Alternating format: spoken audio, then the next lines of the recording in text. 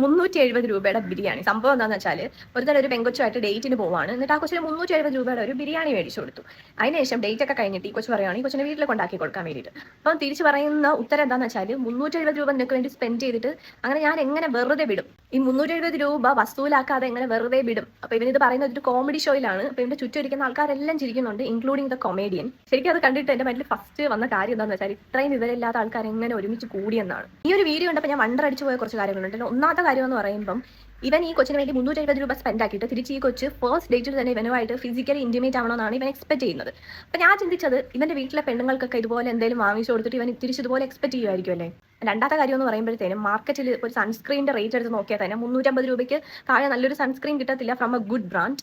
അപ്പോൾ ഫ്യൂച്ചറിൽ ഇവൻ ഒരു പെങ്കൊച്ചിനെ കല്യാണം കഴിച്ചിട്ട് ഇതുപോലെ എന്തെങ്കിലുമൊക്കെ മേടിച്ചു കൊടുക്കുമ്പോൾ ഓരോ തവണ വാങ്ങിച്ചു കൊടുക്കുമ്പോഴത്തേനും ഇവൻ ഇങ്ങനെ ഫിസിക്കൽ ഇന്റിമേറ്റ് ആവാൻ വേണ്ടിയിട്ട് ട്രൈ ചെയ്യുമായിരിക്കും. അതൊക്കെ കഴിഞ്ഞിട്ട് ഏട്ടായി പിന്നെയും കുറച്ച് കാര്യങ്ങൾ പറയുന്നുണ്ട്. എന്താണെന്ന് വെച്ചാൽ ഈ കൊച്ചിനെ നിർബന്ധിച്ച് പാർക്കിൽ കൊണ്ടുപോയിട്ട് ആ കൊച്ചിൻ്റെ ടോപ്പ് പൊക്കി ബാക്കിയൊക്കെ ഊഹിക്കാമല്ലോ. അപ്പോൾ ഈ ഒരു കാലത്ത് ഇതുപോലത്തെ ആണുങ്ങളുണ്ടെന്നുള്ളത്, അതുപോലെ ഈ ഒരു പബ്ലിക് പ്ലേസിൽ വന്നിരുന്ന് ഇങ്ങനെയൊക്കെ പറയാനുള്ള ഗട്ട്സ് ഉണ്ടല്ലോ, സമ്മതിക്കണം. നമുക്ക് ഒരു കാരണം കൂടെ കിട്ടിയിരിക്കുകയാണ്, to not trust all the men out there.